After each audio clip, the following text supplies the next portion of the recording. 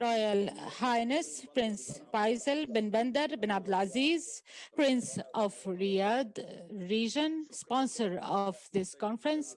Thank you, sir, for your sponsorship and for your attendance. First, and through your Royal Highness, I would like to thank whoever chose the title of this cycle, Future of the Future. It is an innovative and creative title. It reminds me of a story, and I ask a permission to tell this story, maybe taking some of the time dedicated for me, because it's time. It's a good time to tell this story. In 1977, actually in 1974, I was, or the age of my corporation was only 2 years old. I was looking for the future. And this future came to me in Riyadh, although back then I was living in Kuwait. This future also was not only in Riyadh, but in the residence of Royal Highness in the Emirate of Riyadh and the palace.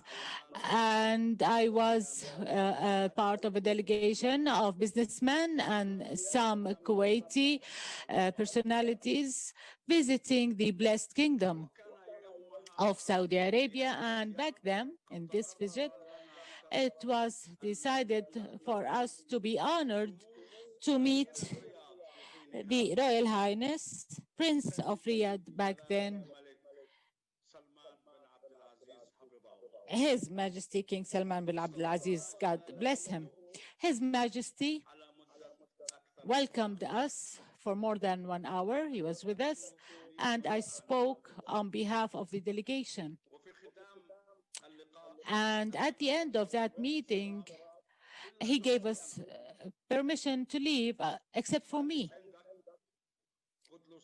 He said, "What do you have?" I said, "I'm under your permission." And he said, "Okay, let them go and you stay." That was the start of the future for me. It was a prosperous future, a future that I was honored to know this great man. And I took a lot of his wisdom, and I was blessed of getting his support, his direction. And back then, he ordered me to open our office in Riyadh, and it happened. And Riyadh today is the first and major office of our 100 offices scattered all over the world. That was the start of my future. I learned back then how the future is made. And with that, and since then, the directions and the favor of His Majesty King Salman bin Abdulaziz became a favor that I will never forget in my life. I wished and I still wish I can have the opportunity to talk more about that story that I was lucky to be honored with throughout decades of the care I was blessed by His Majesty. Going back to the main subject, future of the future. It's a great title, but for what? Or why? Because every future is a new future, followed by a future. So life is a series of futures. So future is not static. It's moving by all events and circumstances, and the future is made by advancement and development makes more development. And we know that every innovation leads to many, many other innovations and inventions. And from each of those, we still can find unending inventions. Modern advancement in humanity started with the agricultural revolution, then industrial revolution, then technology. And now we are in the era of knowledge revolution, communication and information revolution. I was honored to head the United Nations team to draw the policy and strategies of this revolution, digital revolution. In 2001, when I was elected as a chairperson of UNICT task force, that was because I was a student all through my life, seeking to keep up with the future and running behind this future, trying to catch up. So this industrial fourth revolution or the knowledge revolution started, and we are facing a new future now. It has great horizons and great challenges as well. And from the many positions that I have held and chairing many teams and UN organizations, I followed up how there is this international deficiency in keeping up with the knowledge revolution. For example, I was also elected to head the UN team for information and technology for development. It was called UN Coalition for ICT for Development. Unfortunately, that this great revolution, I mean the knowledge revolution that depends mainly on internet and communication, was created before many organizations, including trade ones, or the World Trade maybe organization. I served with the experts, and I saw that they could not keep up with this revolution. And until today, I asked many times, and I failed. And I hope that we can win again when we think that there's a new product called product. The World Trade Organization agreements include only trade in services and goods, our products and services. And by being the head UN WIPO, the UN Organization for Intellectual Property, I found that the most important thing that is controlled by the agreement does not exist in this international system. It created a problem that I tried to address, as in 2003, I was invited to a meeting to organize internet, not property, not owning or monitoring or controlling. They called it governance. This great tool owned by America, with all the greatness, it has many, many problems, mainly one that I fight against for 10 years now is to create a system of governance for the internet so that it can be subject to some kind of control, not ownership or organization, only control. For example, I say, and I wrote a letter to President Biden years ago, that we cannot get rid of terrorism if we do not control the internet, because it is used in education, and managing and organizing terrorist attacks, and we cannot control that at all. After that came another difficult problem, which is the social media. It's a long story.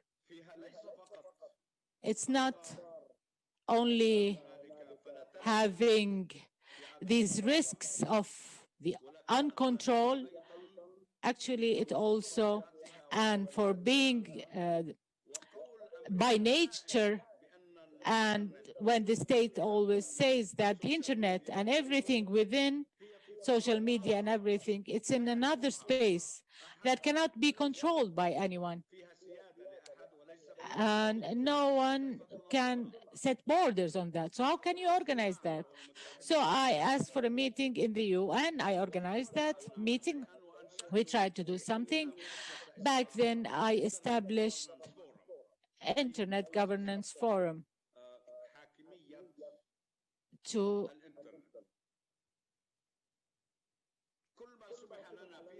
everything we were allowed to do is to discuss,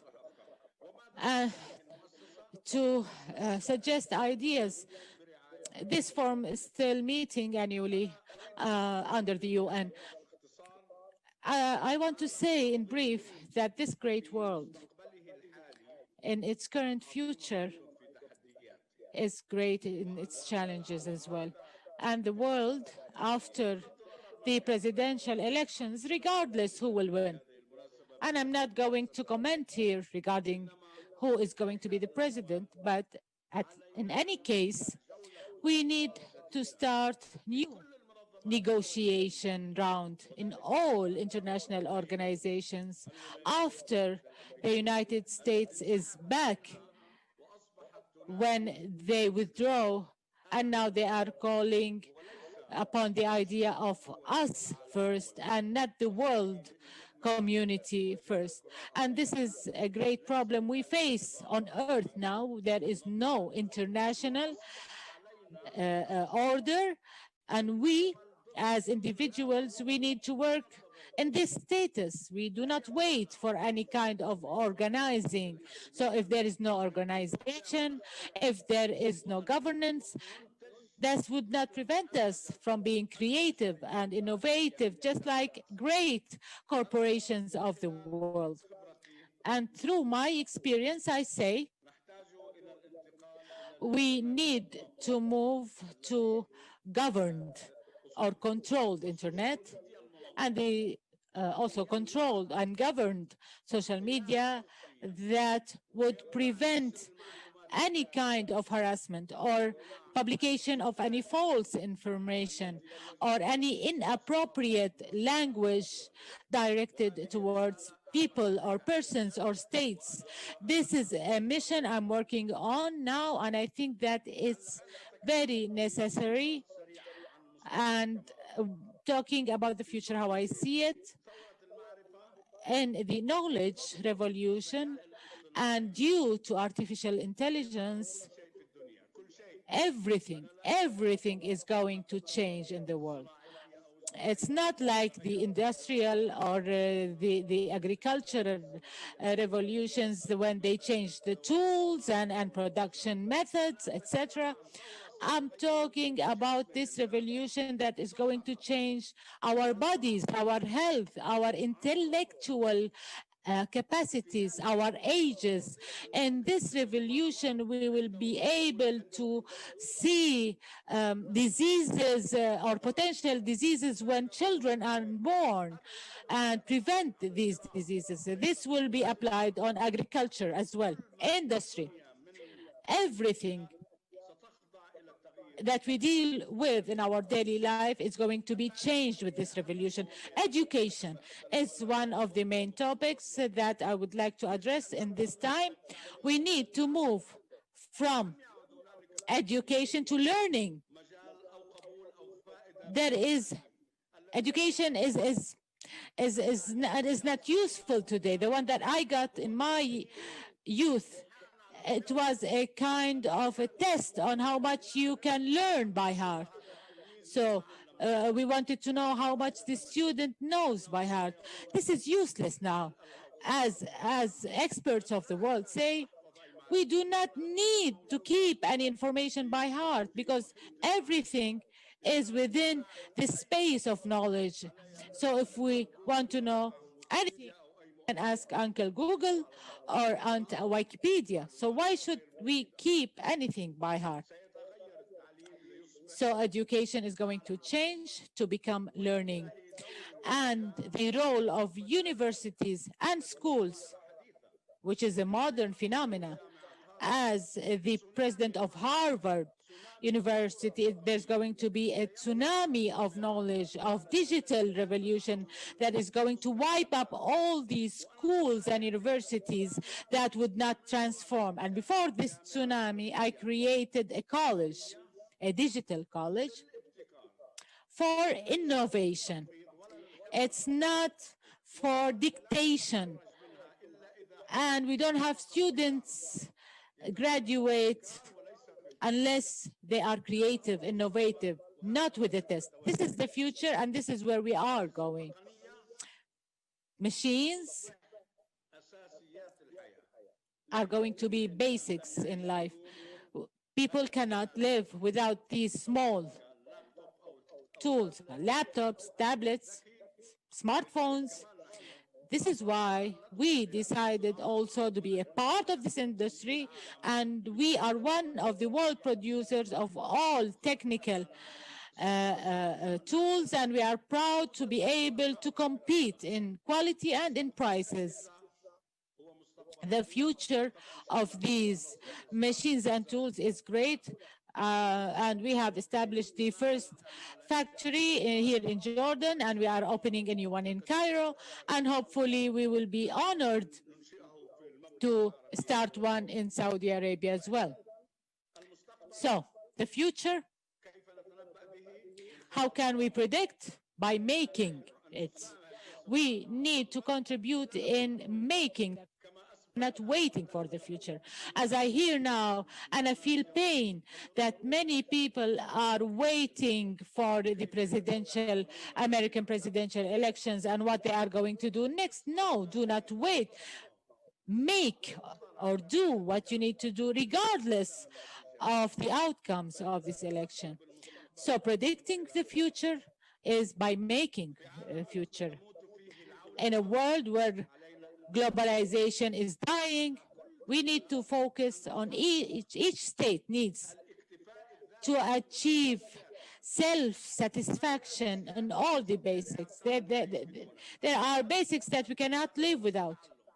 Food, medication, education, or learning. Every state, regardless how much friend states it has, how much powerful it is, it needs to build its economy based on the fact that a day might come where this country is left alone. We need to be proactive. We need to build economy with self-satisfaction, with basic needs.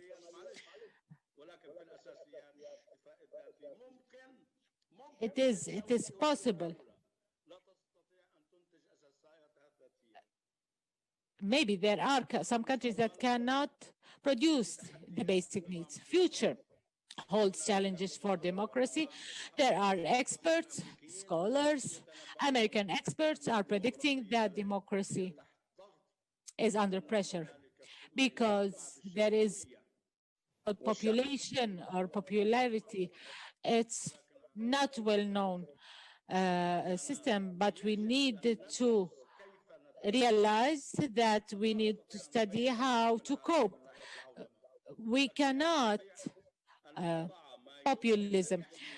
We cannot change the world order, but we can protect our countries from all the inventions we can create.